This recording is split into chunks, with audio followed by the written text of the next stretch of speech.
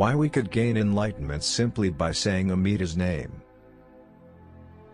This excerpt, from Venerable Sikaku's wonderful tract, The Essentials of Faith Alone, often quoted by Master Shinran, clearly, and resolutely, tells us, why the recitation of Amida Buddha's name alone is so effective in ending all our pain and suffering in samsara. Amida's name is easy to recite, and easy to hold, even for a spiritually backward person like me, who is constantly being overwhelmed by greed, hatred, ignorance, arrogance, and doubt, and absolutely incapable of attaining emancipation by my own self-power efforts. Birth through various practices means to aspire to be born in the Pure Land, through observing filial piety toward one's parents, serving one's teacher and elders, maintaining the 5 precepts, or 8 precepts, and practicing charity and patience, and also through such practices as the 3 mystic acts, Shingon, or the meditation exercise of the one vehicle, Tendai. One may attain birth through these practices, for all are, without exception, none other than practices for birth into the Pure Land. But in all of them, one aspires for birth by applying oneself relentlessly to practices. So they are called birth through self-power. If the practices are done inadequately, it is impossible to achieve birth. They do not accord with Amida's primal vow. They are not illuminated by the radiance of Amida's grasp. Birth through the nembutsu is to aspire for birth through saying the name of Amida. Because this is in accordance with the Buddha's primal vow, it is called the act of true settlement. Since one is pulled solely by the power of Amida's vow, it is called birth through other power.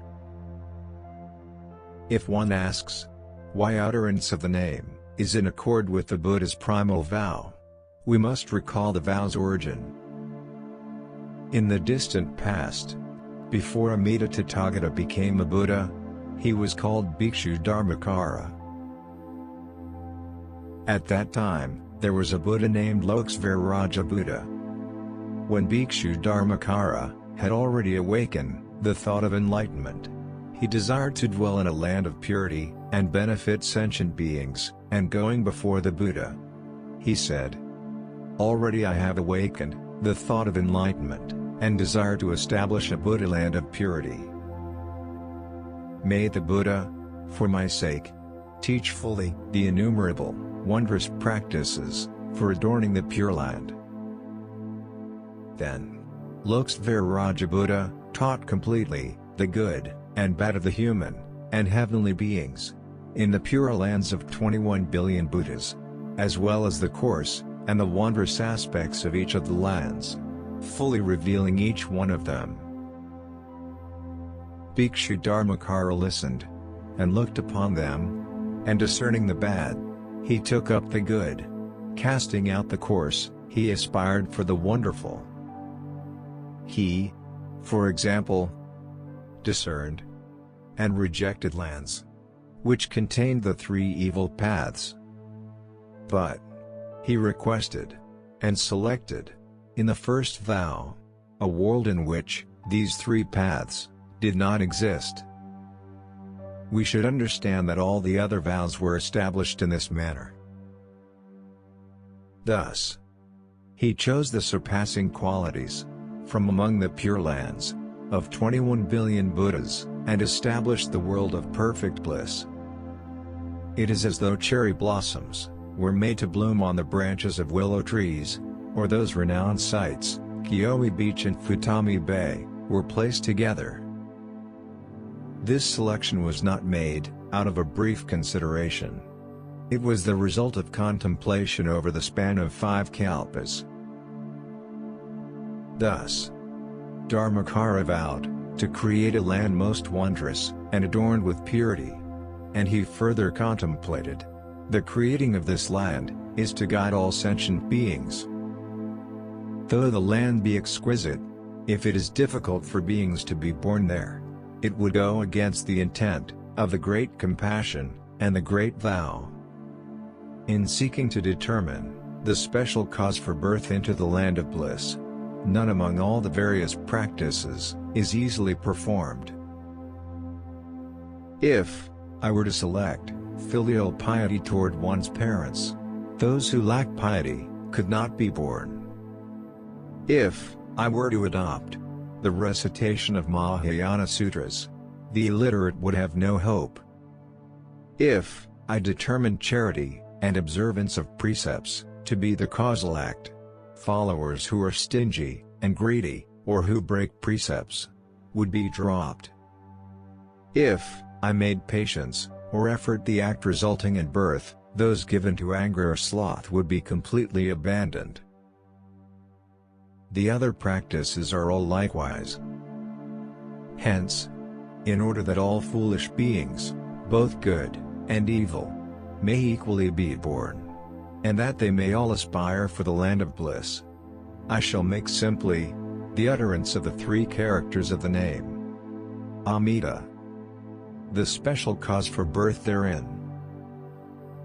Thus, he completed 5 kalpas of profound contemplation, and first of all established the 17th vow, that all Buddhas shall say and praise the name.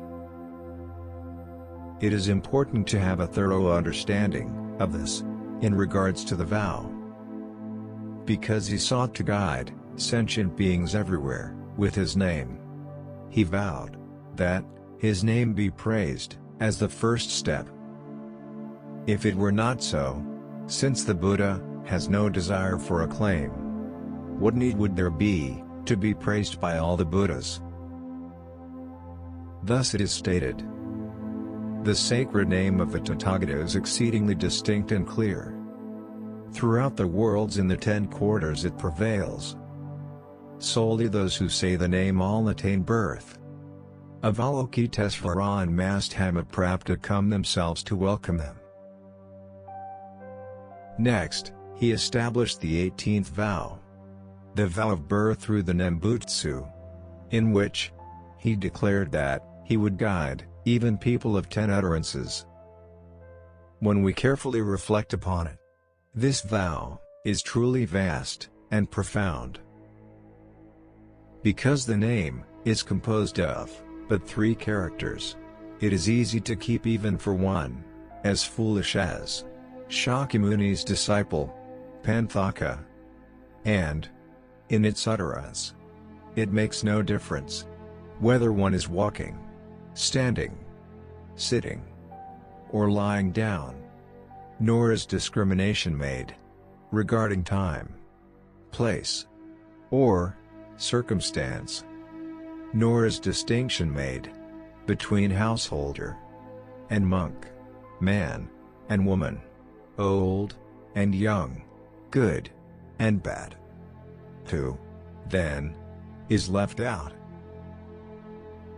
Thus it is stated, Amida Buddha, in the causal stage, made the universal vow. When beings hear my name, and think on me, I will come to welcome each of them. Not discriminating at all between the poor and the rich and well-born. Not discriminating between the inferior and the highly gifted. Not choosing the learned and those upholding pure precepts. Nor rejecting those who break precepts and whose evil karma is profound.